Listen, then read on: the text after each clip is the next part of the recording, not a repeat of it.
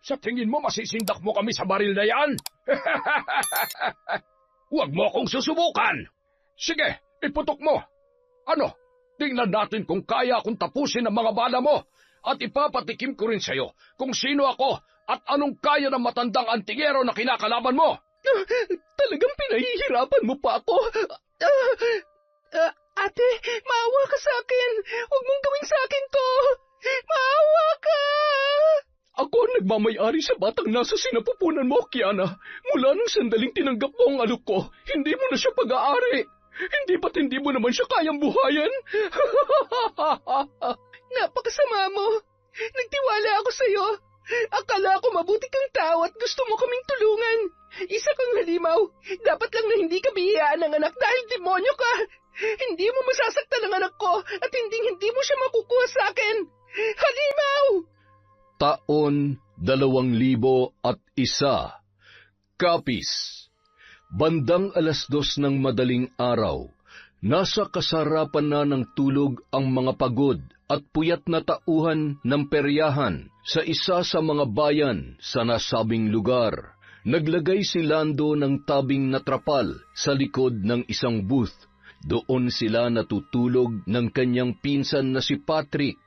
Pareho silang operator ng rides. Ang iba nilang kasamahan ay nasa truck at may maliit na kubo naman na itinayo para sa kanilang amo na sina Nestor at Freda. Halos 1 dekada nang nagpapalipat-lipat ng lalawigan ang mag-asawa kasama ang kanilang mga tauhan, depende kung saan may papalapit na piyesta. Samantala, bigla na lamang nagising si Patrick dahil sa biglang pananakit ng kanyang tiyan. Napakamot ulo na lamang siya nang marinig ang alulong ng mga aso mula sa di kalayuan. Aray, ang sakit. Kailangan ko nang ilabas to. Ang dilim pa naman. Nasaan na ba yung flashlight dito? Ay, talaga namang sumasabay pang pag-alulong ng mga aso. Nakakatakot tuloy. Baka mamaya may mga aswang na pag-alagala kaya lagi na lang umaalulong ang aso kapag ganitong oras na. Kuya, samahan mo naman ako. Ay, ano ba naman yan? Baho, natutulog ang tao eh. Kuya, sige na, samahan mo na ako. Tayong-tay na ako eh, hindi ko na kaya. Ay, alam mo nasasanay ka na ng ganyan ha. Kung kailan mahimbing natulog ko, tsaka mo naman ako ginigising. Masyado ka naman nagpapatalo dyan sa kaduwagan mo.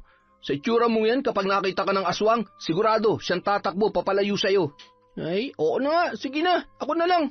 Gusto ko lang naman magpasama, nilait-lait mo pa ako.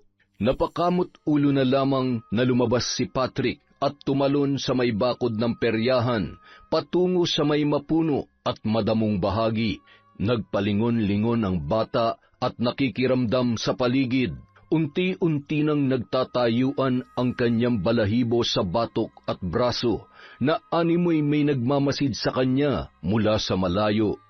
Napakrus na lamang yun sabay nagdasal at nang makakita ng magandang pwesto para maibsan na ang labis na pananakit ng tiyan ay lakad-takbo niyang tinungo yun.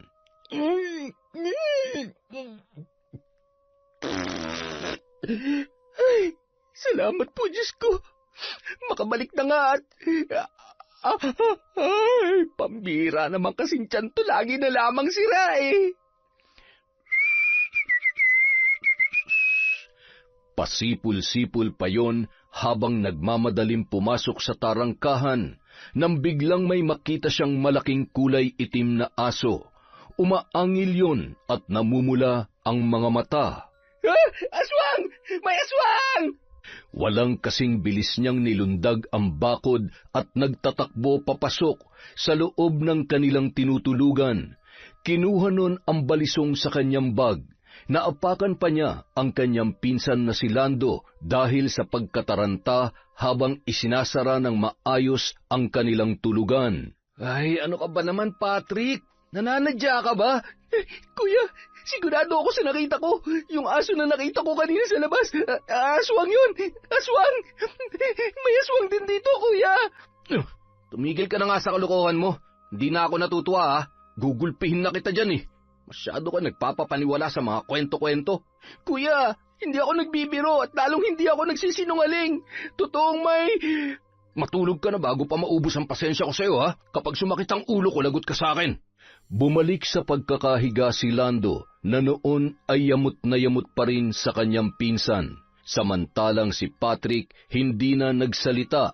Umupo na lamang yun at inaalala ang kanyang nakita. Inilagay niya ang kanyang balisong sa tagiliran at nakikiramdam sa mga kaluskos sa labas. Makalipas ang ilang oras, nahiga na ang binata at hindi niya na namalayan na siya ay nakatulog na. Bandang 6:00 ng umaga, nagising si Lando sa ingay mula sa labas, samantalang si Patrick ay tulog na tulog pa rin. Lumabas yon at nakiusyoso sa mga nag-uumpukan na tao. Grabe, kawawa naman yung babae. Kung kailan naman kabuwanan tsaka pa na biktima ng aswang. Bakit naman kasi alam ng buntis nagawa pang maglalabas sa gabi? Hay nako, ang balita. Naglaro ng bingo dito sa peryahan kagabi. Siguro, tinambangan pa uwi. Ang asawa pa naman niya ay nasa Maynila nagtatrabaho.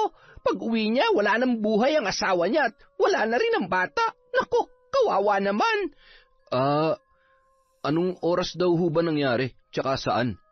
Diyan lamang sa may bandang likuran ng peryahan. Naku, kung nakita niyo lang ang lagay niya, gutay-gutay at nakalaylay pa ang bituka. Halatang yung bata sa sinupupunan ng pinuntirya ng aswang. Sus Mariosep naman, ibig sabihin, totoo nga yung nakita ni Patrick kagabi. Agad na umalis si Lando at nagmamadaling bumalik sa kanilang tulugan.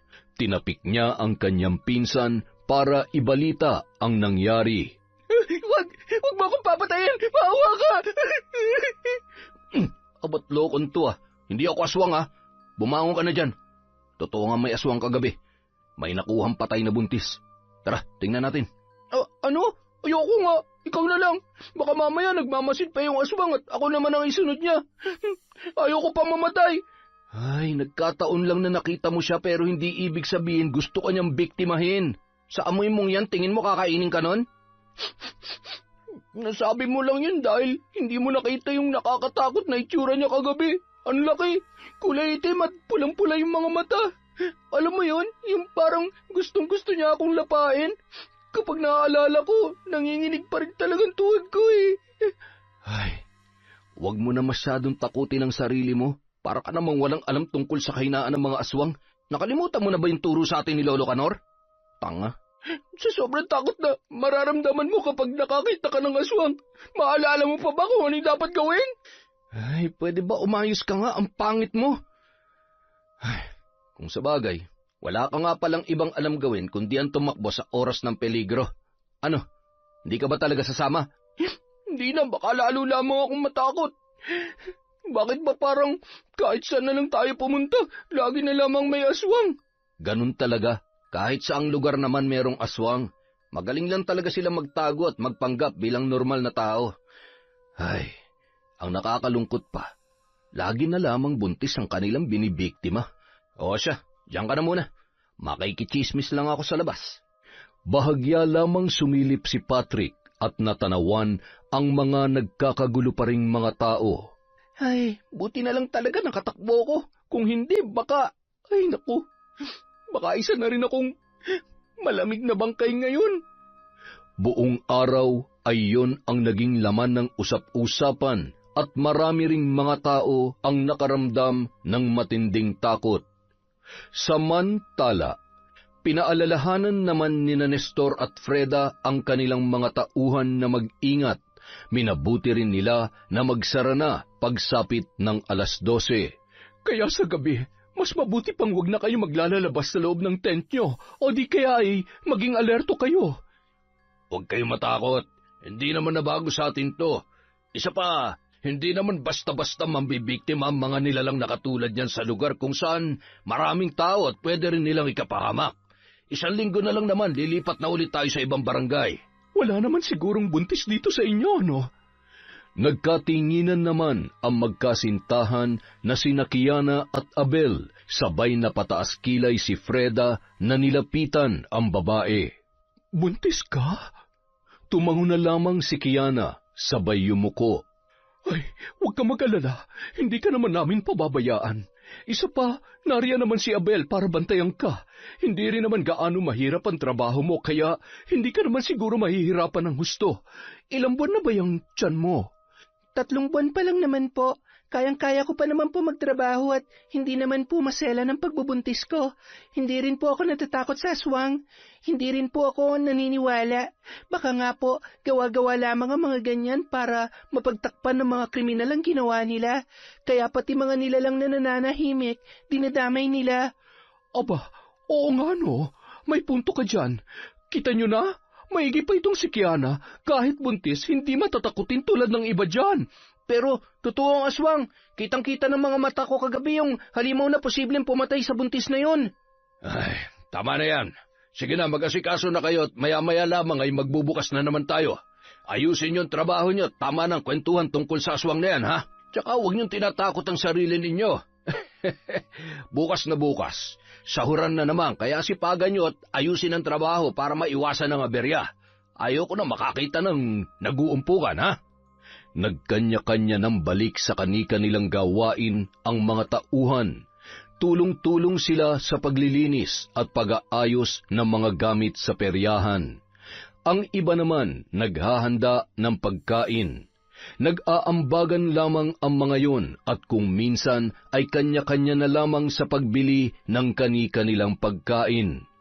Pagsapit ng gabi, bandang 10:00, kapansin-pansin na hindi ganun karami ang mga tao kumpara noong mga nakaraang araw. Napabuntong hininga si Kiana, sabay umupo muna. Ang lungkot naman ng gabing to. Kapag ganito katumal, walang mangyayari. Baka mamaya magbawas na naman ng tao. At saka, isa pa sa amin na mawalan ng trabaho ni Abel. Ay, kawawa lang ang magiging anak namin. Habang nakatingin sa malayo, bigla naman siyang tinawag, nang noon ay ngiting-ngiti at bahagya pa siyang tinapik sa balikat ng kanyang among babae na si Freda. Kumusta? Ayos ka lang ba? Mukhang ang lalim ng iniisip mo, ah. Pasensya na po kayo, madam. Nalulungkot lang po ako dahil kakonti po ang tao ngayon. Masyado pong perwisyo ang haka-haka tungkol sa aswang na yan. Ay nako, oo nga. Nanibago rin tuloy ako. Lalo lamang ako nababagot kaya naisipan ko na lang na mag-ikot. Kumusta ka naman? Buti ay hindi ka maselan sa pagbubuntis mo. Sa awa po ng Diyos, hindi naman. At kung nagkataon, paano na lamang po kami ni Abel at ang batang nasa sinapupunan ko? Ay, ang hirap maging mahirap. Ay nako, maswerte ka pa rin. Maswerte kayo ni Abel. Ang batang nasa sinapupunan mo ang pinakamalaking biyaya ng Diyos para sa inyo. Alam mo, hindi lahat nabibiyayaan ng anak, katulad namin ni Nestor. Meron kaming pera at kung tutuusin, kaya naman namin bumuhay ng kahit 5 o higit pang bata. Pero wala eh. Pakiramdam ko nga noon, pinagkaitan talaga kami ng tadhana na maging magulang. Ay, pero wala naman ako magagawa. Lalo na nung tuluyan ng inopera at tinanggal ang matris ko. Tinanggap ko na lang. Pero maswerte pa rin ako dahil mabait at hindi ako iniwan ng asawa ko sa kabila ng lahat. Pasensya na po, hindi ko po alam na... Ano ka ba? Wala yun. Gusto ko lang sabihin sa iyo na napakaswerte mo dahil magiging nanay ka na. Masaya naman po talaga kapag iniisip ko na magkakaanak na kami. Magiging nanay na ako. Pero natatakot po ako. Natatakot ako dahil bilang isang ina, hindi pa po talaga ako handa. Isa pa, kung nahihirapan kami ni Abel sa buhay ngayong kami pa lang, paano na lang kapag nagkaanak na talaga kami? Anong klaseng buhay ang dadanasin niya? Ayaw ko pong matulad siya sa amin, lalo na't wala naman na po kaming kamag-anak o mga magulang man lamang na matatakbuhan sa oras ng pangangailangan. Pareho na ho kaming ulilang lubos. Ay, huwag kang mawalan ng pag-asa. Alam mo ba nung bago mag-asawa pa lamang kami, walang-wala rin kami. Lahat na meron kami ngayon ay talagang matagal din naming pinagsumikapan bago namin naabot. Kaya siguradong magagawa niyo rin yun ni Abel. Hindi lamang para sa sarili niyo, kundi para sa mga magiging anak ninyo. Ayaw ko na rin pong umasa na makakaahon pa kami sa kahirapan. Mula nung bata ako, araw-araw na lang yata akong sinasampal ng realidad ng buhay. Alam mo, Kiana, magtiwala ka lang, lalo na sa asawa mo na masipag at maraming alam na trabaho. Maaasahan siya sa maraming bagay, kaya siguradong darating ang araw, mabibigyan niya rin kayo ng maayos na buhay. Basta magtiwala ka lang sa kakayahan niya. Alam mo, importante din na sinusuportahan natin ang mga asawa natin. Ay, alam ko naman hong marami siyang kayang gawin, pero ang problema ho ay masyado hong mahina ang loob niya. Kaya, ewan, minsan naiisip ko, mas mabuti pa sigurong ipaampun ko na lamang ang batang ito. Ha? Ipaampon? Sigurado ka ba dyan sa sinasabi mo? Naku, wag naman. Ganito na lang, tutulungan ko kayo mag-asawa. Bibigyan kita na mas madali at mas maayos na trabaho, pati na rin si Abel. Huwag niyo lamang ipapaampon ang bata. Kawawa naman siya. Alam mo, sinabi ko nga sa Sir Nestor mo na kukuha kami ng kasakasama ko sa bahay. Nakakalungkot kasi lalo na kapag naiiwan ako mag-isa doon. Kaya nga, kahit hirap ako magkikilos dito ay dito ako madalas natutulog kesa naman umuwi ako dun sa bahay namin. May dalawa pang ang bakante na kwarto dun eh. Pwedeng-pwede ka ron, lalo na kapag hindi mo na kaya magtrabaho dito. Nako, saan naman ho kami kukuha ng pambayad sa upa? Kaya nga ho nagtitiis kami sa tent dahil wala naman kaming sapat na pera para mangupahan ng bahay. Hindi ko naman kayo sisingilin. Libre lang yun. Habang nagtatrabaho dito sa peryahan ng asawa mo, ligtas naman kayo ng anak mo sa bahay. Habang kaya mo pa, pwede mo akong tulungan sa ilang gawaing bahay. Wala kasi kaming kasambahay eh. Hindi naman kasi ako sanay na utos lang ng utos. Pero kung sakaling magdesisyon ka na, ipapaampun mo talaga ang bata. Sana ipagkatiwala mo na lamang siya sa akin. Hindi ka magsisisi. Ibibigay ko sa kanya ang buhay na pinapangarap mo para sa kanya. Pag-isipan mo na maigi at importante na mapag-usapan niyo ni Abel ang bagay na yan. Habang patuloy sa pagkukwentuhan ang dalawa, may dumating naman na buntis kasama ang asawa nito. Agad yung binati ni Freda at Kiana. Habang naglalaro ang mag-asawa ng ring toss, ay kapansin-pansin ang tumutulong pawis ni Freda na parabang init na init at maya-maya ay napapalunuklaway na lamang dahil sa panunuyo ng kanyang lalamunan. Kiana, babalik na lang ulit ako mamaya. Medyo nangangati ang lalamunan ko eh, at nahilo ako sa sobrang init. Sige ho, madam. Medyo maalinsangan nga ho. Masyado po pala kayong pawisin.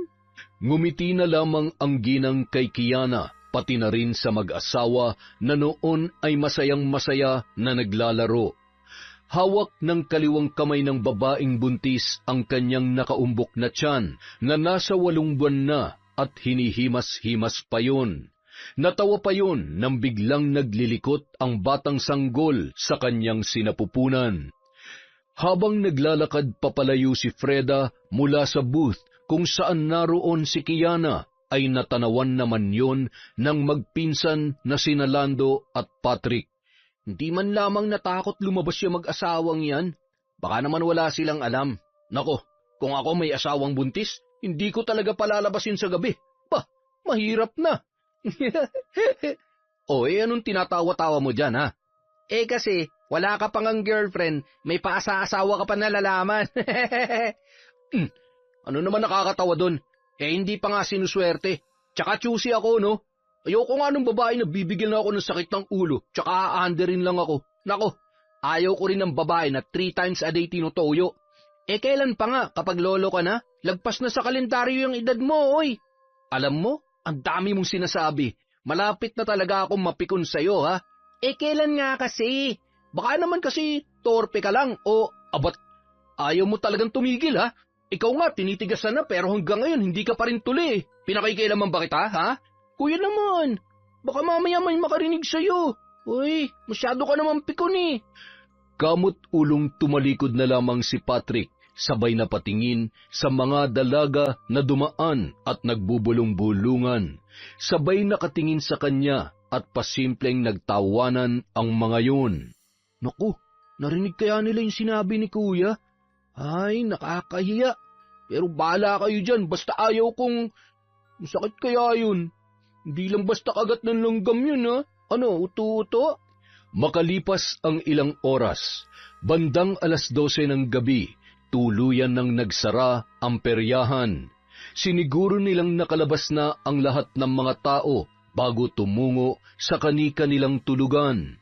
Nadatnan ni Abel ang kanyang kasintahan na si Kiana na nakatagilid habang hinihimas-himas ang kanyang balakang.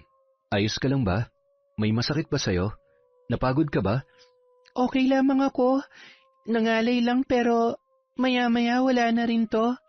Mahal, kanina pala nakita ko kayo ni Madam. Mukhang seryoso yung pinag-uusapan nyo. Anong sabi niya sa'yo? Ayun, gusto niya tayong tulungan. Nabanggit ko kasi na parang gusto ko na lang ipaampun tong bata para naman hindi na maranasan pang hirap ng buhay na dinadanas natin. Ano? Narinig mo ba yung sinasabi mo?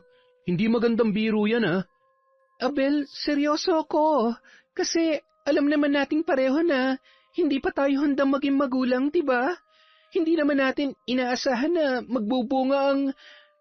basta, isipin na lang natin kung anong makakabuti para sa kanya. Ano bang basehan mo ng pagiging mabuting magulang, Kiana?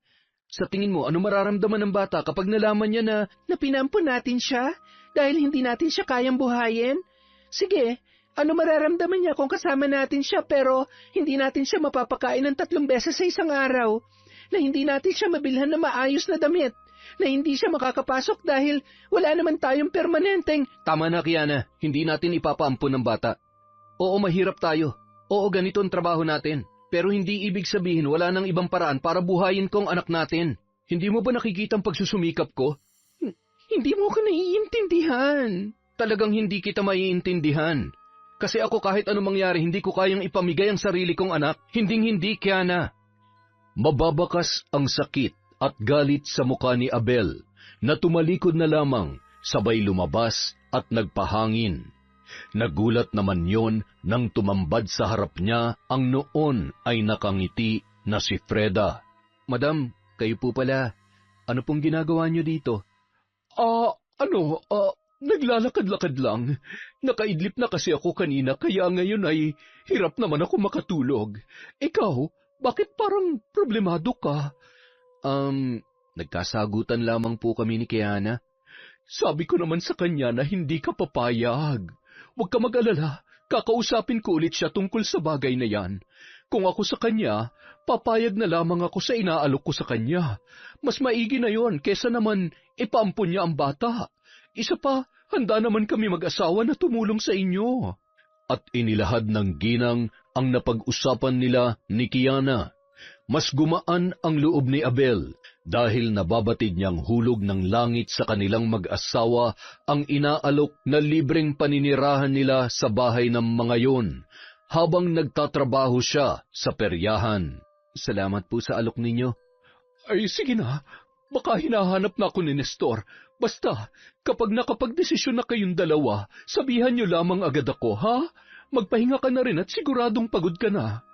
Nakangiting tumalikod si Freda at sinundan pa yon ng tingin ng binata. Mula nang naging tauhan siya sa peryahan ay matagal niya na ring alam na likas na matulungin si Freda at Nestor kahit pa kapwa may pagkastrikto yon pagdating sa trabaho. Nung kalmado at nakapag-isip-isip na siya, ay pumasok na si Abel sa kanilang maliit na silid-tulugan, na yari lamang sa trapal at may sapin na plywood ang higaan at isang makapal na kumot. Mahimbing nang natutulog si Kiana nung mga oras na yon. Naaawa siya sa lagay ng kanyang asawa. Ay, patawarin mo ko. Alam kong nahihirapan ka lang sa sitwasyon natin ngayon kaya ka nagkakaganyan. Huwag kang mag-alala, konting tiis na lang. Sa tulong nila, Madam Freda, hindi mo na kailangan magtiis dito. Kayo ng anak natin. Kung kailangan kong pagtrabahuhan ng buong buhay ko, kapalit na mas komportableng buhay niyo ng anak natin, gagawin ko. Mahal na mahal kita. Kayo ng baby natin. Marahan niyang inayos ang buhok ng kanyang asawa, sabay hinagkan yun sa noo. Naalimpungatan naman si Kiana. Matulog ka na. Bukas na lang tayo mag-usap ng maayos, ha? Sorry. Bahagyang ngumiti si Abel, sabay humiga at mahigpit na niyakap ang kanyang kasintahan. Matapos ang 3 pang linggo ay lumipat na ulit sila sa isang baryo sa Karatig Bayan at doon ay muling nanumbalik ang panibagong sigla ng peryahan. Walang kinatatakutan ang mga tao katulad ng mga haka-haka tungkol sa aswang sa ibang lugar na kanilang napuntahan. Nagkasundo naman sina Abel at Kiana sa kanilang desisyon na tanggapin ang alok na tulong ng mag-asawa. Kaya naman agad nang isinama si Kiana at Abel na mag-asawa sa kanilang bahay. Inayos nila at nilinisan ang kanilang magiging kwarto doon. Habang inaayos ang gamit ay kinumusta naman ni Freda ang magkasintahan. Nagustuhan niyo ba? Pasensya na't medyo napagod kayo sa paglilinis pero kita niyo naman, maganda at bago pa. Hindi ko lang maasikasong linisin na maayos ang buong kabahayan dahil sa laki nito. Salamat po, madam. Mahal, ikaw nang bahalang tumulong kay madam sa ibang linisin, ha? Oo naman, mahal. Yan na nga lang ang gagawin ko dito eh. Nako, huwag mong problemahin ang iba pang linisin. Bawal ka masyado mapagod. Siguro, sapat lang tulungan mo ako sa paglalaba. Masarap din ho yan magluto, kaya pwede niyo hong ipagkatiwala ang kusina niyo sa kanya. Ay nako, maselan ako pagdating sa pagkain. Marami kasing ipinagbabawal sa akin ng doktor, kaya ako talaga mismo nagluluto ng pagkain ko. Siguro kapag nandito na lamang si Nestor, dahil yun ang mahilig kumain ng kung ano-anong putahe. Sige na, ipagpatuloy niyo na yan. Dito ka ba matutulog ngayon, Abel? Hindi po. Kailangan ko pong humabol bago magbukas ang peryahan dahil wala po ngayon yung kasalitan ko. Masama raw ho ang pakiramdam niya. Ay siya, sige. Huwag ka mag-alala. Hindi ko pababayaan na mag-ina mo rito. Mas ligtas sila dito kesa sa peryahan. Alam mo naman, medyo maselan kapag buntis. Maigi na yung nag-iingat. Oo nga po, madam. Kaya ngayon pa lang po ay sobra-sobra na ako nagpapasalamat sa inyo ni Sir Nestor. Bago umalis si Abel, ay nakaluto na rin si Kiana para sa hapunan. Kaya naman kumain muna ang lalaki. Tawagan mo na lamang ako kapag may kailangan ka o di kaya hindi magandang pakiramdam mo, ha? Sisikapin kong umuwi dito kahit 1 beses man lang sa 1 linggo. Mag-iingat ka sa trabaho, mahal, ha? Masayang kumakaway si Kiana kay Abel na noon ay nasa labas na ng tarangkahan at nag-aabang na masasakyang tricycle papunta sa paradahan ng jeep patungo sa bagong lokasyon ng peryahan.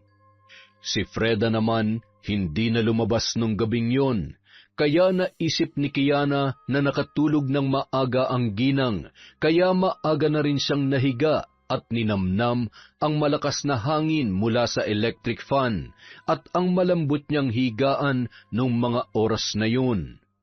Mula nang bata pa ako, pangarap ko na makahiga sa ganito kalambot na kama at ganito kaluwag at napakagandang kwarto. Tama nga si Madam Freda, ikaw ang swerte sa buhay namin ng tatay mo. Hindi na namalayan ng babae na siya ay nakatulog na, habang nakatagilid at nakayapos sa mahabang unan. Habang natutulog yon ay dahan-dahan namang binuksan ni Freda ang pinto at sinilip si Kiana. Agad naman yung umalis nang bahagyang gumalaw ang dalaga. Samantala, makalipas ang 3 oras mula nang makabalik sa peryahan si Abel ay kinumusta naman yon ng mga kaibigan niyang sina Lando at Patrick. O ano, pare? Kumusta naman? Ayos lang, pre.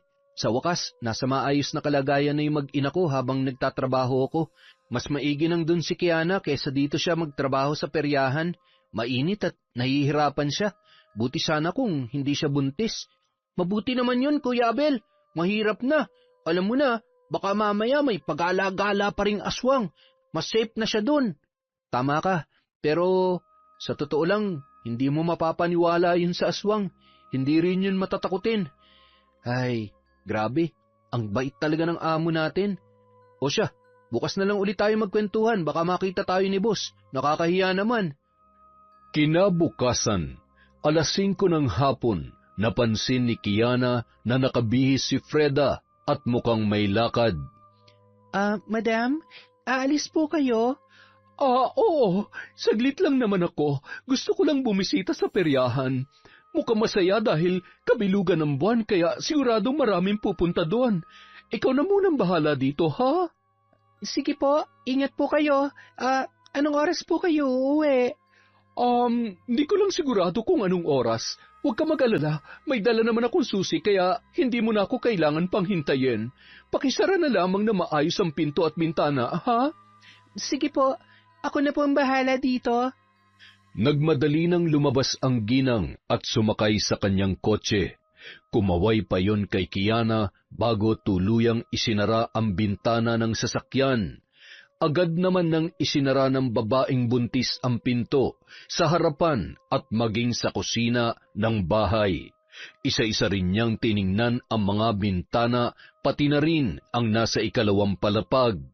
Pagkatapos ay naghapunan na yon at tumungo na sa kanyang silid. Tinawagan pa muna niya si Abel bago siya natulog. Sige na mahal at may gagawin na ako. Ingat ka dyan ha. Mag-iingat ka palagi. I love you. Opo, I love you too. Miss na kita. Bye. Makatulog na nga. Samantala, bandang 11:00 ng gabi, isang babaeng buntis ang nagtanong kay Patrick kung nasaan ang CR. Agad niya namang itinuro sa babae ang daan papunta roon. Kapansin-pansin na ihing-ihi na yon dahil pilit nung binibilisan ang paglalakad, kahit paika-ika dahil sa malaki na ang tiyan at halatang kabuwanan na. Ilang sandali lamang ay nakita rin ni Patrick ang nagmamadaling si Freda na animoy sinusundan ang babae. Si Madam ba yun? Nandito pala siya. Kuya Lando, nakita mo ba si Madam kanina? Hindi naman, pero ano naman ang nakakagulat kung nandito siya kanila naman tong peryahan. Anumang oras pwede siyang pumunta rito. Ay, iba talaga kapag tumatanda na, pasungit na ng pasungit. Nagtatanong lang naman ako eh. Ay, bahala ka nga dyan.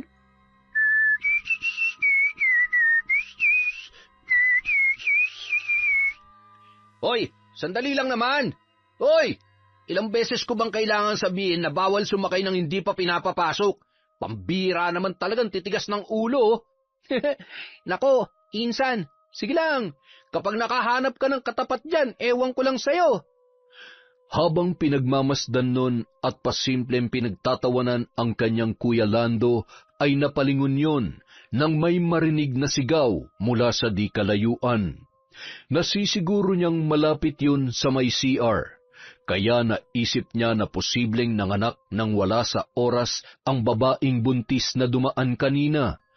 Ngunit ilang sandali pa, may 2 bata na nagtatakbo, umiiyak at sumisigaw na animoy takot na takot. May aso! Kinain ng aso yung buntis! Buntis? Sigurado ba kayo sa nakita nyo? Opo, malaking aso na kulay itim. Ay naku po, Diyos ko! Yung asawa ko!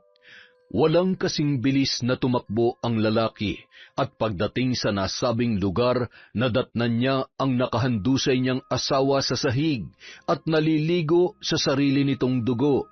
Nakalabas ang bituka at warak na warak ang kanyang tiyan. Asawa ko!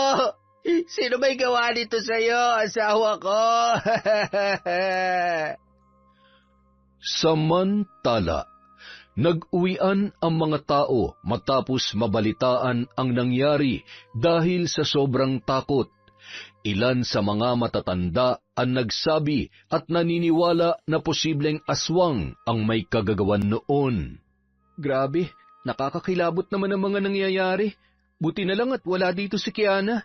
Hindi talaga ligtas ang lugar na to para sa kanya. Ay, kawawa naman.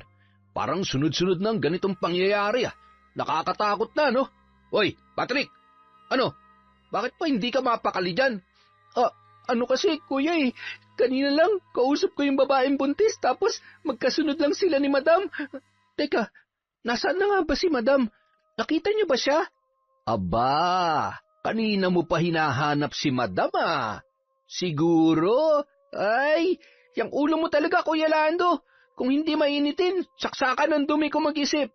Hindi ako maaari magkamali. Sigurado nakita niya nangyari sa buntis dahil magkasunod lang sila. Pero, nasaan na kaya yun? Imposible naman kung namamalikmata lang ako. Bandang 2:00 ng madaling araw, habang nasa biyahe sina Nestor at Freda pauwi sa kanilang bahay, mabilis na pinaharurot ng lalaki ang sasakyan. Nestor, ano ka ba? Gusto mo na bang mamatay, ha? Gusto mo bang mabangga tayo? Alam kong galit ka, pero... Pero ano? Bakit ba ang tigas ng ulo mo? Hindi mo na ba talaga kayang kontrolin ang sarili mo, ha? Hindi ka na ba talaga makapaghintay? Gumagawa naman ako ng paraan, Hindi ko naman ginusto nangyari. Hindi mo naman kasi ako naiintindihan Hindi mo maintindihan kung ano ang pakiramdam. Sinusubukan ko naman pero hindi ko kayang pigilan ang sarili ko. Nanghihina ako, gutom na gutom, uhaw na uhaw, at nawawala ako sa sarili kapag naamoy ko ang halimuyak ng sanggol. Napakasarap, Nestor. Tingnan mo. Malakas ako ngayon at ang balat ko mas lalong kumikinis. Huwag ka na magalit, pakiusap. Patawarin mo na ako. Ayoko na mauulit pa to, ha? Hindi lang negosyo natin ang maapektuhan. Pati ikaw, ang kaligtasan mo ang inaalala ko. Pinoprotektahan lang naman kita. Walang pwedeng makaalam sa totoong pagkatao mo. Mahal na mahal kita at hindi ko kayang mawala ka sa akin. Mula ngayon, hindi ka na pwedeng pumunta sa peryahan, lalo na kapag kabilugan ng buwan. Pero... Hanggat may nakikita kang buntis, matutokso't matutokso ka lang. Makinig ka sa akin. Huwag mo nang hintayin pa na mahuli ka ng mga tao. Hindi na lamang umimik pa si Freda nung mga oras na yun. Tumingin na lamang siya sa labas ng salamin, sabay ngumisi nang maalala ang manamis-namis panglasa ng dugo ng sanggol. Kung pagbabawalan niya ako, ilang buwan pa ang titisin ko bago ko tuluyang makakatikim ng dugo at sanggol. Kinabukasan, maaga pa lamang naririnig na ni Kiana na nagwawalis at nagdidilig na ng mga halaman si Freda.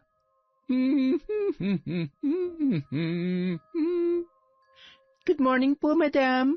Ang aga niyo naman pong magising. Anong oras po ba kayo nakauwi kagabi? Good morning, Kiana. Siguro madaling araw na rin. Hindi ako makatulog na maayos kaya bumangon na ako agad. Nalipasan siguro ko ng antok. Ganito siguro kapag medyo nagkakaedad na. Puyat pa po kayo sa lagay na yan? Ang ganda-ganda niyo ho ngayon, madam. Parang hindi naman po kayo tumatanda. Mas bata pa nga po yung kutis niyo kaysa sa akin Naku, ikaw talaga? Binobola mo pa ako? Ay, siya nga pala, wag mo na akong tawagin madam. Ate na lang. Hindi na rin naman iba ang tingin ko sa'yo. Salamat po, ate. Tulungan ko na po kayo. Ako na po magdidilig sa iba pang halaman. Habang nagdidilig si Kiana at bahagyang hinihimas-himas ang medyo nakaumbok niyang tiyan, ay masayang-masaya naman si Freda. Hindi na siya makapaghintay sa paglaki ng sanggol na nasa sinapupunan ng babae. Ate, pawis na po kayo. Buti pa, pumasok na po kayo sa loob. Ako na lamang po ang bahala dito. Ayos lang naman.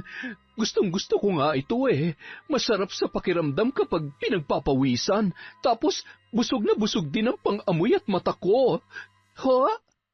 Ang ibig kong sabihin ay, busog na busog ang mata at ilong ko sa ganda at bango ng mga bulaklak ng halaman ko. Oo nga po, ate. Ang gaganda at ang lulusog ng mga halaman ninyo. Ang bango rin po ng halimuyak. Wala nang mas babango pa sa halimuyak ng sanggol na nasa sinapupunan mo, Kiana. Napakabango. Samantala, alam mo, kagabi ka pa hindi mapakali. Ano ba problema mo, ha? Ay, iniisip ko lang din yung nangyari kagabi, kuya. iba talagang kutob ko tungkol kay Madam eh. Kasi mula nung nangyari yun kagabi, hindi ko na ulit siya nakita. Sa tingin ko talaga, siyang aswang. Yun ba? Medyo delikado yung iniisip mo, Brad. Baka mawalan tayo ng trabaho nang wala sa panahon dahil sa kalokohan mong yan. Hindi basta kalokohan lang to, kuya. Isipin mo, hindi tayo tinatantanan ng aswang. Kahit saan tayo pumunta, may bagong biktima. Imposible naman na may aswang sa bawat lugar na nililipatan natin. Kung hindi siya, nasisiguro ko na isa sa mga kasamahan natin ang aswang. May punto ka naman dyan. Teka, ang aswang malalapit sa mga buntis. Tapos, teka, naalala mo ba si Joy-Joy? Yung dating nababantay sa ticket booth? Di ba nung nabuntis yun, inampun yun ni Madam? Tapos, mula noon, yun nga rin ang naaalala ko, kuya. Paano kung hindi naman totoo na ninakawan sila? Paano kung kinain niya rin si Joy-Joy tulad nung iba pang mga naging biktima? Kung ganon, kailangan natin makasiguro kung totoo nga ang hinala natin. Kung sakali man, kailangan natin matimbrehan si Abel. Kung hindi, mapapahamak si Kiana at ang batang nasa sinapupunan niya. Kailangan natin ng tulong ni Lolo. Mabuti pa puntahan natin habang may oras pa tayo ngayon. Eksakto namang malapit sa lugar na yon ang baryo kung saan nakatira ang kanilang Lolo Canor. Matapos kumain ng almusal ay bumiyahe ang dalawa papunta roon. Kalahating oras din ang inabot ng kanilang biyahe sakay ng tricycle. Tuwang-tuwa naman ang matanda nang makita ang kanyang mga apo. Buti naman at naalala niyo pa kung dalawin mga lintik kayo. Akala ko ay nakalimutan niyo na ako. Ang dami ko nang naipon na kwento sa inyo. Teka, ano nga palang sadya niyo at bigla kayong napadpad dito? Anong kailangan niyo? Pera? Wala ako niyan, ha? Alam niyo naman na gwapo lang at mahusay sa pakikipaglaban itong lolo ninyo. Pero wala akong pera. Lolo, ano po kayang pwede namin gawin para mahuli o malaman na aswang yung isang nagpapanggap na normal na tao? Abat, bata pa lamang kayo na ikwento ko na sa inyo ang tungkol sa bagay na yan. Nakalimutan niyo na? Alam mo, noon ang mga aswang ay nagtatago halos ayaw masinaga ng araw. Pero sa ngayon, masyado na rin sila mapangahas, tuso at mapagpanggap. Pero mapapansin mo rin yun sa kilos nila. Siyempre, maglalalapit sila sa taong gusto nilang biktimahin. Buntis, sanggol, at may mga malubhang karamdaman. Yun ang kanilang gustong-gusto. Pero depende pa rin sa aswang dahil may mga aswang na mas nasasabik naman sa mga patay. Marami sila, iba-iba, pero lahat sila ay mapanganib at handang pumaslang para lamang makuha ang kanilang gusto. Kung ganun, pwedeng tama nga ang kutob ko. Ito. Kailangan niyo ito para malaman kung may aswang sa paligid o aswang ang kausap ninyo. Naglalaman ng botelyang ito ng langis at orasyon. Kapag nasa malapit ang aswang, iinit at kukulo ito. Kailangan talaga natin makausap si Kuya Abel para maprotektahan niya si Ate Kiana at saka yung anak nila. Inilahad ng magpinsan ang sunod-sunod na pangyayari at iba pang dahilan ng kanilang paghihinala kay Lolo Canor. Posibleng ang isang patibong lamang ang pagtulong niya sa kasintahan ng kaibigan ninyo. Marahil naghihintay lamang siya ng tamang pagkakataon para kainin ang sanggol na nasa sinapupunan niya. Heto ang kwintas. Kailangan niyo ito maibigay sa kanya. At ito, kailangan niya ito maikabit sa damit niya para hindi magalaw ang sanggol. Ay, mga masasamang nilalang nga naman, oo. Hahabakin ang lahat, makapambiktima lamang. Mahirap talagang tumanggap ng tulong sa kung kani-kanino lang at maaaring buhay ang maging kapalit na kabayaran. Maraming salamat ho, Lolo. Malaking tulong ho ito para matulungan ang kaibigan namin. Hindi na rin po kami magtatagal at kailangan na po namin kumilos sa lalong madaling panahon, bago pa po mahuli ang lahat. Sige na, lumakad na kayo at balitaan niyo na lamang ako. Kung kakailanganin niyo ang tulong ko ay sabihan niyo ako agad. Alam niyo naman wala akong inaatrasan. Wala pang aswang na hindi ko napapasuko at napapasuka. Kung hindi niya tatalikdan ang kanyang pagiging aswang, ako ang hahatol sa kanya ng kamatayan. Sige na, mag-ingat kayo. Bilang isang antingero, malakas ang kakayahan kong labanan sila, ngunit alam ko rin kung gaano sila kalakas. Hindi sila madaling kalabanin. lalo na ng mga normal na taong katulad ninyo. Lalo na kapag masyadong lalamya-lamya at duwag. Hindi ba, Patrick? Lolo naman, sinasabi niyo po bang duwag ako? Gusto mo pa bang sabihin ko sa'yo kung ilang beses mo na akong tinakbuhan kapag nakikita mong hawak ko ng talbos ng bayabas at labaha? Ay, ilang taong ka na ba lintik ka? Maigi ata riyan ay itak na, o kaya naman ay papalukulin ko na lang. Ay, Kuya Lando, tara na nga. Anong oras na Baka hinahanap na tayo ng mga kasamahan natin. Ang sabihin mo, hindi mo na kaya yung sinasabi ni Lolo. Ay, nako. Ano, gusto mo hawakan ko, kaya itali natin tapos. Kunwaring hinawakan ni Lando ang kanyang braso at si Lolo naman ay kukunin ang kanyang palakol. Kuya, bitiwan mo nga ako! Lolo! Ay, naku ka, Patrick, ka talaga. Hindi ko maintindihan kung saan mo minanay ang kaduwagan mo. Sige na, takbo na! Kapag naabutan kita, yari ka sa akin! Walang kasing bilis na kumaripas ng takbo si Patrick at halos mamatay naman sa kakatawa si Lando. Aray ko! Ay, tawa ka ng tawa dyan masyado, ha? Anong balita sa'yo? Hanggang ngayon ba'y wala ka pa rin ni isang babaeng naloloko? Napakahina mo naman, lintik ka. Hindi ka ba marunong manligaw? Ay, ito nga ho palalo, panggastos nyo. Babalik na lang po kami sa susunod na araw. Abat, ayos mukhang dinaan ako sa suhol. Makakatikim na naman ang alak mamaya. Mabilhang nga ng tsoknat yung darling ko na makadalaw bukas at puros na lamang pagpapaanak ang inaasikaso. Nakalimutan na yata ako. Aba, sakto, mansari namin bukas. Kinagabihan, hinihintay ni Lando at Patrick na pumunta si Freda sa peryahan, ngunit bigo silang makita yon. Araw-araw ding kinakausap nila si Abel at kinukumusta si Kiana. Hindi pa nila masabi ng diretso ang kanilang hinala dahil wala pa silang sapat na batayan ng mga oras na yon. Makalipas ang 3 araw, bandang 3:00 ng hapon, nagulat sila nang makita si Kiana. Naisipan kasi nung dalawin ang mga dating katrabaho at kaibigan sa peryahan. Kiana, kumusta ka naman sa bahay nila, madam? Medyo malaki na yung tiyan mo, Oo nga ang bilis ng araw. Ilang buwan nilang manganganak na rin ako. Sana nga hindi ako mahirapan Buti na lang talaga, napakabait nila, madam. Pareho sila mag-asawa. Napakalaking tulong ang pagpapatira niya sa akin sa bahay nila. Ikumusta mo na lang kami kay madam?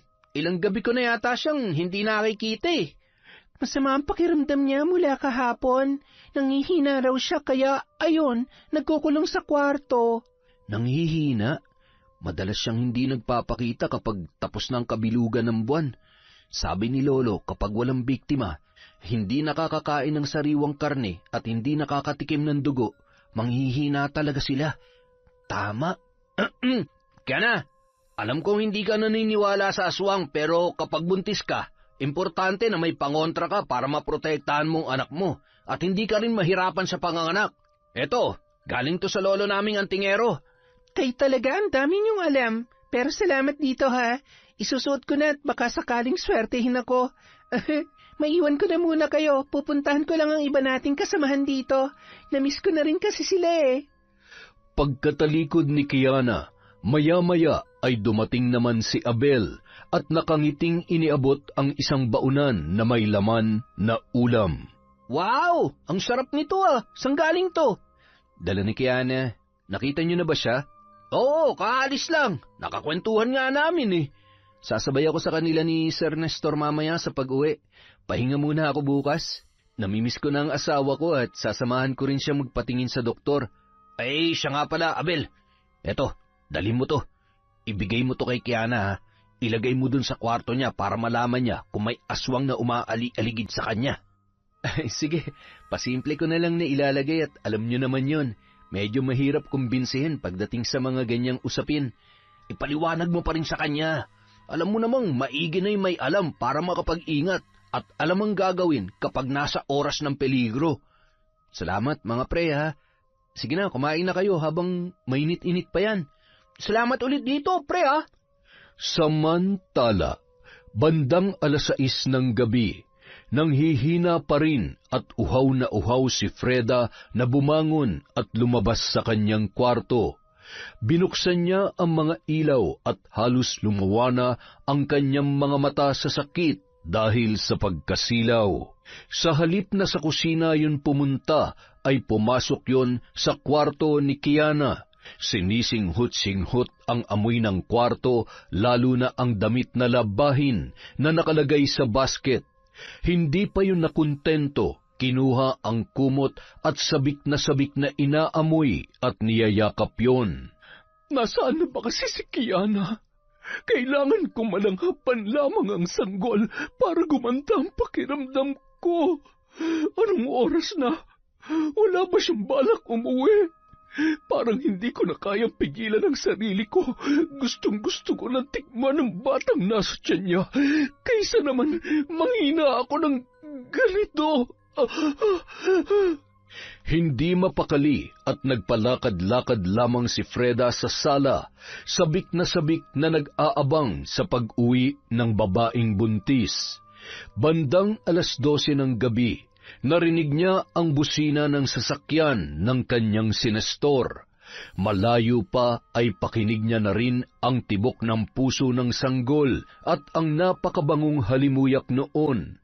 Napakunot noo siya nang makita si Abel na bumaba ng sasakyan at inalalayan si Kiana. Ilang sandali pa, agad na ring tumungo sa kanilang kwarto ang magkasintahan. Napailing-iling naman si Nestor nang mapansin ang hindi maipintang muka ni Freda. Kahit hindi mo sabihin, alam ko ang tumatakbo dyan sa isip mo. Nababasa kong kilos at mga tingin mo kanina kay Kiana. Masyado pa maaga, Freda. Huwag kang magpadala dyan sa... Bakit palagi mo na lang akong pinagbabawalan sa gusto ko? Hindi mo ba nakikita? Nagugutom ako, nauuhaw at... Bumili ako ng sariwang karne at dugo ng baboy. Yun ang munang pagtiyagaan mo. Hindi pwedeng sanggulagi ang pupunteriyahin mo. Ay, ang laki-laki na ng kasalanan natin sa Diyos, Freda. Hindi ko alam kung tama bang umabot tayo sa ganito. Nahihirapan na rin ako. Natatakot ako para sa iyo, para sa atin. Kailangan na natin makahanap ng paraan para matakasan ang sumpa ng pagiging aswang. Kasalanan ko ito. Kung hindi sana tayo nagtiwala sa matanda na lumapit sa atin noon, hindi ka sana magkakaganyan. Dahil sa kagustuhan natin magkaanak, ginawa natin ang lahat. 1 dekada ang nakalipas. Isang matandang albularyo ang kanilang nakilala sa labas ng simbahan, kung saan madalas silang nagsisimba. Palagi nilang nakakakwentuhan ang matanda dahil madalas na tumatambay yun sa may labas ng simbahan at nagtitinda ng iba't ibang langis na nakalagay sa botilya. Hanggang sa maikwento ni Freda ang pinagdadaanan nilang mag-asawa. Minsan, inanyayahan nun si Freda para hilutin at painumin ng kung ano-ano. Makalipas ang mga araw, napansin ni Nestor ang pagbabago sa kanyang asawa. Naging maselan yon sa pagkain at nung una ay inakala niyang naglilihi lamang. Hanggang sa madatnan niya yon na kumakain ng hilaw na karne. Hinanap nilang muli ang matanda, ngunit mula noon ay hindi na yon nagpakita pa sa kanila. Hanggang sa sumapit ang kabilugan ng buwan at doon ay nagsimula na siyang magpalit anyo at naghanap ng mabibiktima. Doon nila napagtanto na isang aswang ang matandang albularyo na kanilang nakilala at sinadya nung gawing aswang ang kanyang asawa. Samantala, inilabas ni Abel sa kanyang bulsa ang botelya dahil nakaramdam siya ng pang-iinit. Inilapag niya yon sa ibabaw ng mesa at nagkatinginan sila ni Kiana. Ano yan? Bakit kumukulo at saan ba nanggaling yan? May aswang, Kiana. Siguradong may aswang sa paligid. Ay, matulog na nga tayo. Kung ano-ano natututunan mo sa magpinsan na yon eh. Kanina lang itong binigay nila sa akin. Mahal, wala namang masama mag-ingat. Lalo ka na. Alam mo naman nitong nakaraan, sunod-sunod ang mga nabibiktima. Hindi man sigurado pero posibleng ang totoo ang mga aswang, kaya mag-iingat ka palagi, lalo na kapag mag-isa ka lamang dito. Huwag mo akong alalahanin. Alam ko naman kung paano poprotektahan ang sarili ko. At sinisiguro ko sa'yo na hindi ko pababayaan ang anak natin. Kaya nga sinuot ko pa rin tong kwintas na binigay sa akin ni Kuya Lando eh. Ano, okay na? Huwag ka na mag-alala. Matulog na tayo at... ay, naantok na ako. Mula nung gabing yun, nagtataka si Kiana kung bakit walang tigil ang pagkulo ng langis sa loob ng bote. Minabuti niya na lamang itago yon dahil kinakabahan siya kapag nakikita niya. Samantala, masyado namang abala si Abel sa trabaho kaya naman halos hindi makausap ng kanyang mga kaibigan at kasamahan sa peryahan. Gusto niya kasing makaipon ng pera bago manganak si Kiana. Pagsapit ng sumunod na kabilugan ng buwan, galing sa banyo noon ang babae nang marinig ang pagkalampag mula sa kwarto ni Freda. Sakto namang nakabukas ng bahagya ang kanyang silid, kaya sumilip siya doon. Laking gulat niya na sa halip na si Freda ang kanyang nakita ay isang malaking kulay itim na aso ang nasa kama nito at nasa sahig naman ang mga kasuotan noon. Nanlaki ang kanyang mga mata at dahan-dahang umatras habang hawak ang kanyang tiyan at nagmadali nang pumasok sa kanyang kwarto at isinara yon. Ramdam niya rin ang pag-init ng kanyang kwintas. Agad niyang tiningnan ang langis na kanyang itinago. Halos maubos na ang laman ng botelya dahil sa malakas na pagbulwak ng langis. Aswang! Totoo sila! Isa siyang aswang! Anong binabalak niya sa amin ng anak ko? Diyos ko! Kailangan kong gumawa ng paraan. Hindi niya dapat kami mabiktima. Kailangan kong humingi ng tulong. Tama! Kailangan kong tawagan si Abel. Agad niyang tinawagan ang kanyang kasintahan at ipinaalam niya ang kanyang nakita. Kaya naman natatarantang bumangon yon at pinuntahan ni Abel ang 2 taong makakatulong sa kanya para iligtas ang kanyang kasintahan. Hindi naman nagdalawang isip sina Lando at Patrick na tulungan ang kanilang kaibigan. Dahil alanganing oras na wala silang masakyan, kaya tinawagan nila si Mang Kanor at sinundo sila ng luma nitong tricycle. Buti na lamang ay nataon na nasa bahay yun ng kasintahan nitong kumadrona, kaya ilang sandali lamang ay nakarating din agad yon sa kanila. Sumakay na kayo! Bilisan niyo't baka kung ano pa mangyari sa nobya mo. Malilintikan sa akin ang aswang na yon! Isa sa mga tauhan naman ang naging saksi nung mga sandaling yun.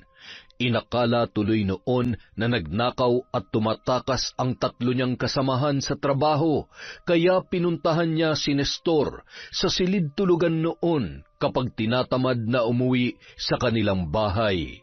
Boss Gising, pasensya na po pero masama po ang kutob ko. Mukhang ninanakawan ho kayo ni Abel, ni Lando at ni Patrick. May sumundo po sa kanilang tricycle. Naglolokohan pa nga sila tungkol sa aswang eh. Aswang? Teka, dito ka lang. Susundan ko sila. Nagmamadaling sumakay si Nestor sa kanyang kotse para maabutan sina Abel. Masama ang kutob ko. Posibleng alam na nila ang totoo. Hindi maaari. Hindi niyo pwedeng saktan ang asawa ko. Samantala. Wala na bang ibibilis to? Kailangan na nating magmadali. Aba, kung sa tingin mo mas mabilis ka makakarating doon kesa sumakay dito, mauna ka na sa amin. Nakikisakay ka na nga lamang nagrereklamo ka pa. Huwag kayo mag-alala, basta suot niya ang kwintas, hindi siya masasaktan ng aswang. Maya-maya natanawan nila mula sa may likod ang noon ay umaarangkadang sasakyan ni Nestor. Dahilan para mabahala sila, lalo na nang walang tigil silang binubusinahan noon. Inunahan sila ni Nestor, sabay hinarang at tinutukan ng baril. Anong pinaplano nyo? Kung ano man ang binabalak nyo, sisiguruhin kong hindi kayo magtatagumpay. Hoy! Sa tingin mo masisindak mo kami sa baril na yan? Huwag mo akong susubukan! Sige, iputok mo! Ano? Tingnan natin kung kaya akong tapusin ang mga bala mo at ipapatikim ko rin sa'yo kung sino ako at anong kaya ng matandang antingero na kinakalaban mo. 3 sunod-sunod na putok ng baril ang umalingaw-ngaw nung mga sandaling yun. Ngunit ang ipinagtataka ni Nestor ay kung paanong hindi tinatablan ang matanda at ang mga kasamahan nito. Ha? Paano nangyari yon? Anong klaseng nilalang ka? Hindi mo na kailangang malaman pa. Pero dahil mapangas ka at sagabal ka sa aming plano, ito ang dapat sa'yo. Bigla na lamang natumba at nawalan ng malay si Nestor matapos bumulong sa hangin si Mang Kanor. Anong nangyari sa kanya, Lolo? Pinatulog ko lamang yan. Ipasok nyo na sa kotse niya at mukhang uulan. Kawawa naman, baka sipunin. Samantala, Kiana, gising ka pa ba? Buksan mo naman itong pinto. Alam ko na naririnig mo ko. Sige na, buksan mo itong pinto. patuloy na kinakalampag ni Freda ang pinto at pilit na pinabubuksan yun. Rinig na rinig noon ang tibok ng puso ng bata na nasa sinapupunan ni Kiana at parang nawawala yon sa sarili dahil sa sobrang natatakam sa kanyang naririnig. Anong gagawin ko? Abel, nasaan na kayo? Tulungan mo kami ng anak ko, Diyos ko. Kayo na pong bahala sa amin. Iligtas niyo po kami. Ilang sandali lamang, nagulat si Kiana nang gumalaw ang doorknob at bumukas ang pintuan. Bumungad sa kanya ang nanlilisik na mata at nakausling mga pangil ni Freda. Talagang pinahihirapan mo pa ako. Ate, maawa ka sa akin. Huwag mong gawin sa akin to. Maawa ka. Ako ang nagmamayari sa batang nasa sinapupunan mo, Kiana. Mula nung sandaling tinanggap mo ang alok ko, hindi mo na siya pag-aari. Hindi ba't hindi mo naman siya kayang buhayan? Napakasama mo. Nagtiwala ako sa'yo. Akala ko mabuti kang tao at gusto mo kaming tulungan. Isa kang halimaw. Dapat lang na hindi ka bihiyaan ng anak dahil demonyo ka. Hindi mo masasaktan ang anak ko at hindi mo siya makukuha sa akin. Halimaw! Hawak ang kwintas, iniharap yon ni Kiana kay Freda, dahilan para mapatras ang babae na animoy takot na takot. Oh, alisin mo yan! Itapon mo yan! Ang init! Anong ginagawa mo sa akin? Kumagana nga ang kwintas na ito. Ito siguro ang dahilan kung bakit iniiwasan niya ako nitong nakaraang araw. Habang hawak ni Kiana ang kwintas, ay biglang nagpalit anyo si Freda bilang isang itim na aso.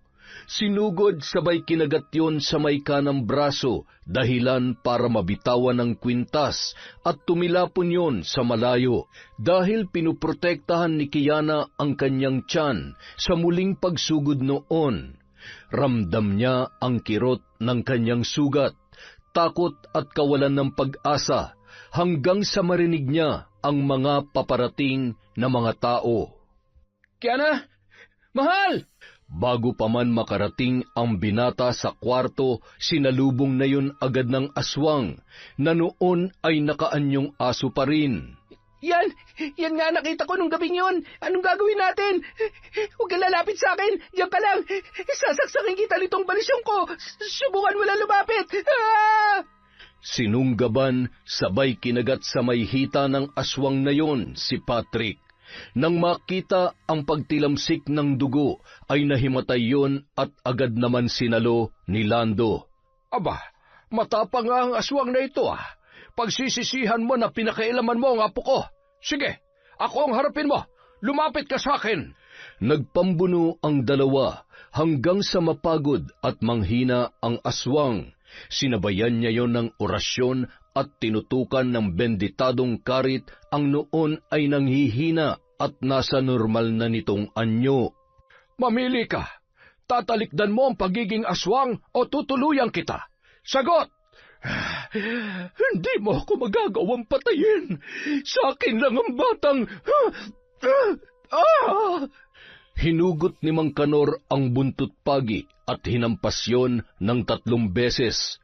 Umatungal yon sa sakit at namimilipit habang tila nasusunog ang sugat na dulot ng malakas niyang paghampas. Sinuutan ni Mang Kanor ng 1 kwintas na nagmula sa kanyang bulsa si Freda. Ano, lalaban ka pa? Kaya mo pa? Kung ako sa'yo, susuko na lamang ako. Yan ay kung gusto mo pang makita ang asawa mong hambog. Huwag niyo akong papatayan. Pakiusap. Tulungan niyo na lang ako maging normal. Hayaan niyo akong mabuhay at makasama ang aking asawa. Lumabas naman si Abel mula sa kwarto, akay si Kiana na noon ay tumutulo pa rin ang dugo na nagmumula sa sugat sa kanyang braso. Sige na, Abel. Ilayo mo na muna dito ang kasintahan mo. Sumakay na kayo sa tricycle at ako nang bahala dito. Kailangan ko muna masiguro na hindi na siya makakapambiktima pa ng iba. Patrick, hoy! Kapag hindi ka gumising, iiwan kita rito. Bahala ka. Ipapalapa kita dyan sa aswang. Kuya, ang kirot ng sugat ko. Mamamatay na ba ako? Oo, kapag hindi ka pa bumangon, mamamatay ka talaga rito. Kung hindi ka lalapain ng aswang, pwede namang kapag nadatnan ka ni Boss Nestor ay tadtarin ka ng bala sa katawan. Ano? Hirap man ay pinilit ibangon ni Patrick ang kanyang sarili at inalalayan na lamang yon ng kanyang pinsan na si Lando. Paika-ika dahil sa kagat noon sa hita. Grabe, mukhang ang laki ng kagat sa'yo ah. Muntik na madali yung alaga mo. Sayang, nakalibre ka na sana ng tuli. Kita mo nang ang hirap na hirap pinagtatawanan mo pa. Ano ba mangyayari sa akin? Magiging aswang na ba ako? Yan ang hindi ko alam. Kung sakali, di bigla ka na lang ding magiging itim na aso. Ikaw naman ang manghahabol ng buntis. Kapag ako naging aswang, ikaw ang uunahin kong lapain. Samantala, pinatakan ni Mang Kanor sa bibig si Freda ng 1 likido na nagmula sa 1 botelya. Nagmula pa yon sa kaibigan niyang albularyo na kasakasama niya sa pagtugis ng mga aswang noong mga panahon na kasagsagan pa ng pagbibiktima ng mga yon sa kanilang lalawigan. Ilang sandali pa, namilipit sa sakit si Freda at nagpagulong-gulong habang nakahawak sa kanyang tiyan at nagsususukayon ng kulay itim hanggang sa may mailuwa na kakaibang bato. Paano mo nakuha ang bagay na ito? Paano ka naging aswang? Hindi ko naman po talaga ginustong maging aswang. Biktima lamang din po ako. Isang matandang albularyo na akala ko'y matutulungan akong magkaanak. Pero hindi ko inaasahan na magiging mas palala ang problema namin mag-asawa dahil sa nangyari sa akin. Sinubukan kong labanan ang pagiging aswang pero kahit anong gawin ko, hindi ko na kaya pang pigilan ang sarili ko na kumain ng sariwang karne at uminom ng sariwang dugo. Natalo ko ng halimaw na bumabalot sa buong pagkatao ko. Malayo ka na sa pagiging aswang. Mamumuhay ka na ulit na normal kasama ang asawa mo. Gayunpaman, nakakalungkot lang isipin na hindi mo na maibabalik pa ang mga buhay na nawala. Kung araw-araw ko pong kailangang ihingi ng tawad ang lahat ng mga kasalanang nagawa ko, gagawin ko. Salamat po.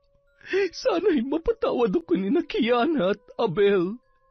Tinulungan ni Mang Kanor si Freda na umupo sa sofa at nagpaalam na yun.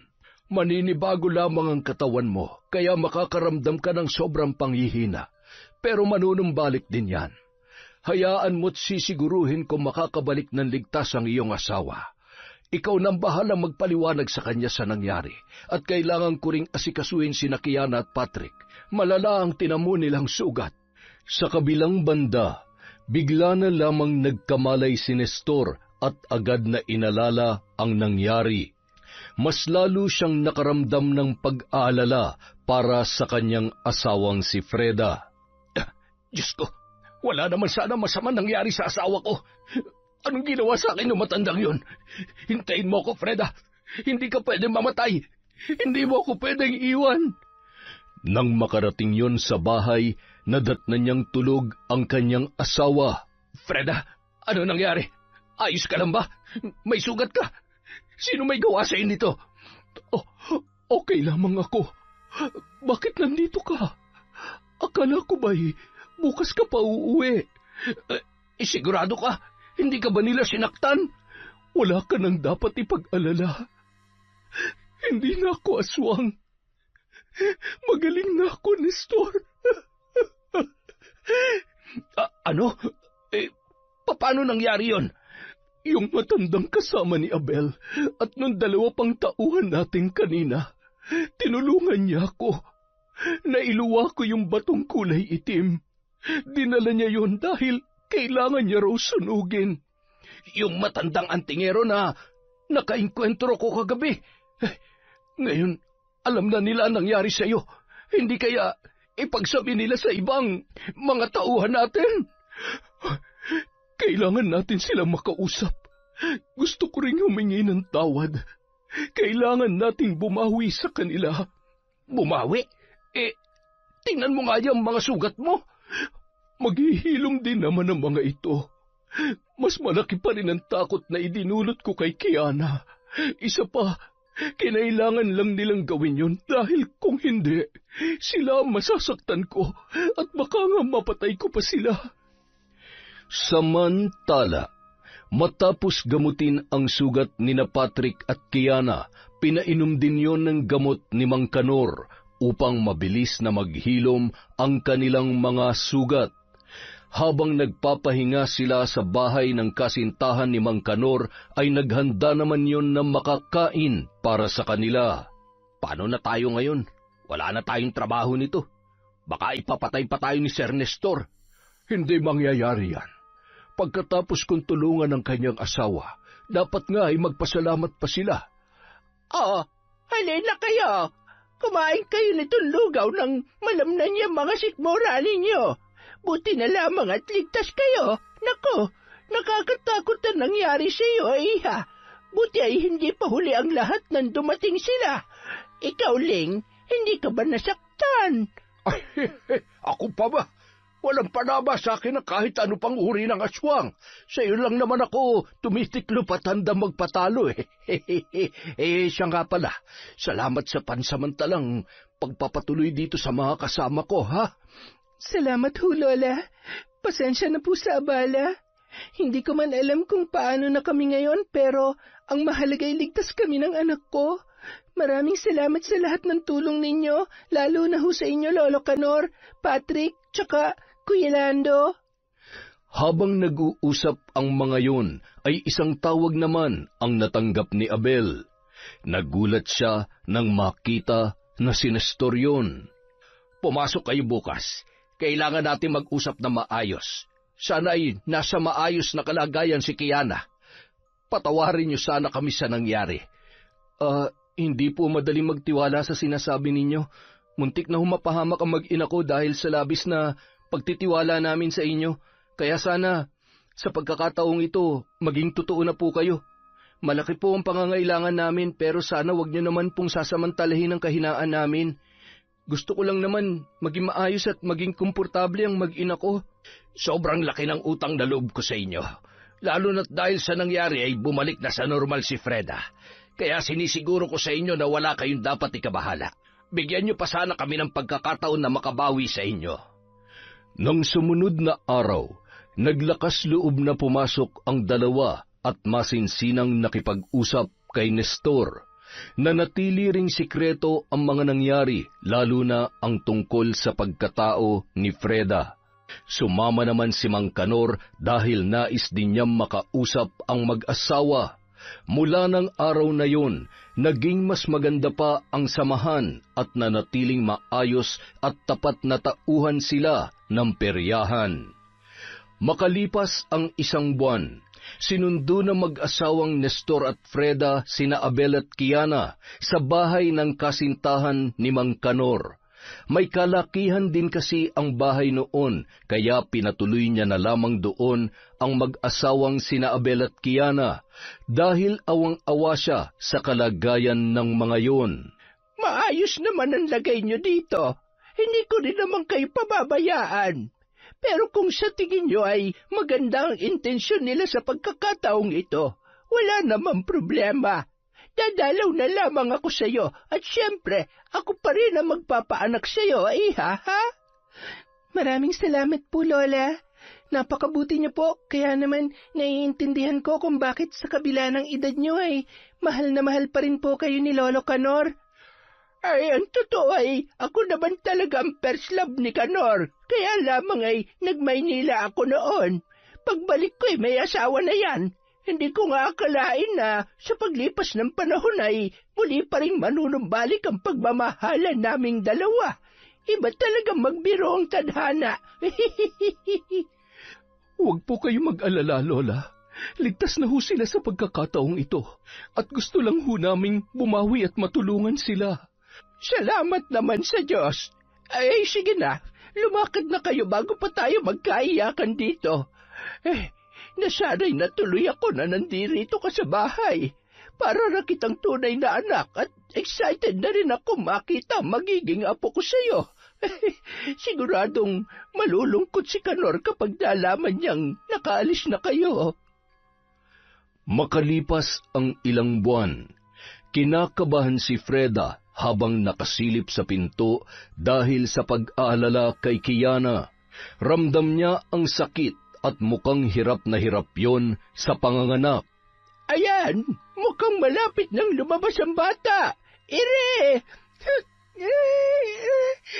Ayan, aba, ay napakagwapo ng batang ito.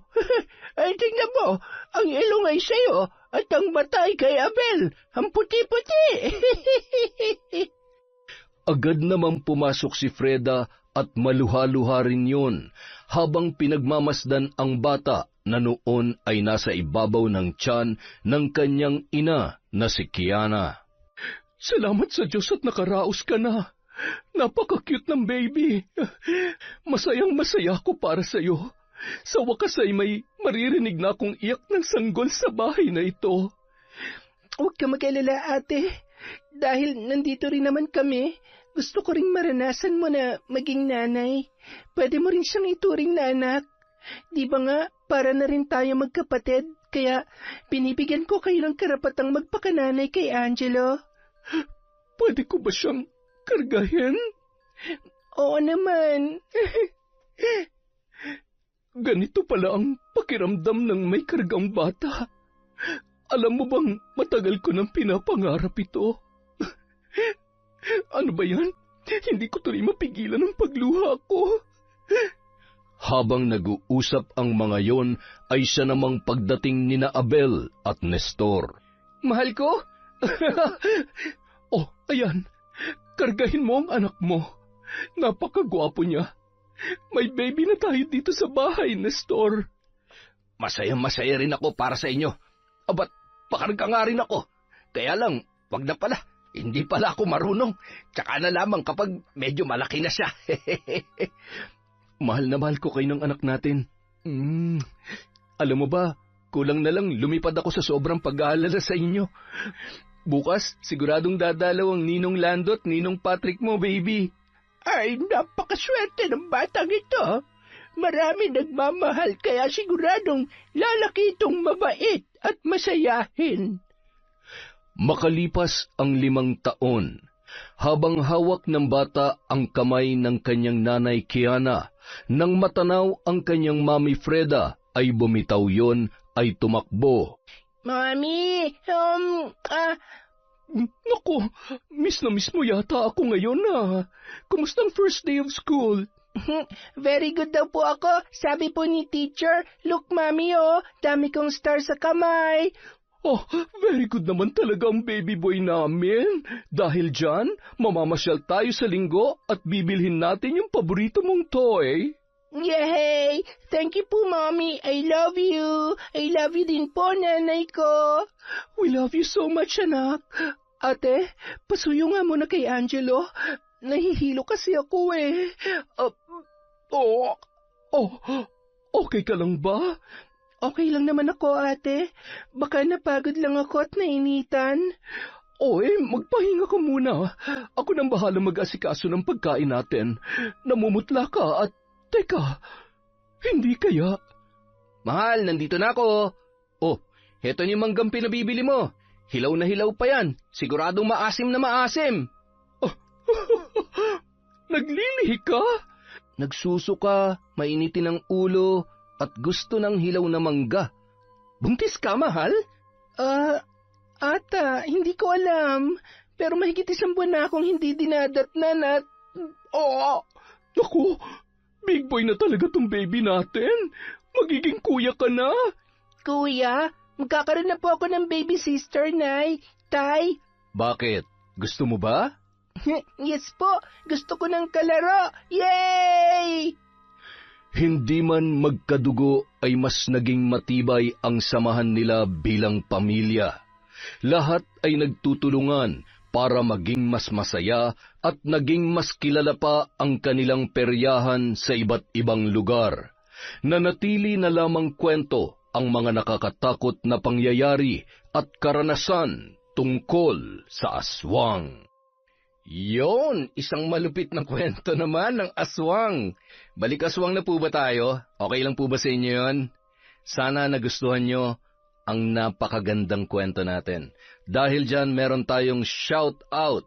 Simulan natin kay Michelle, kay Maria Therese Alimios, kay Betty Velasco.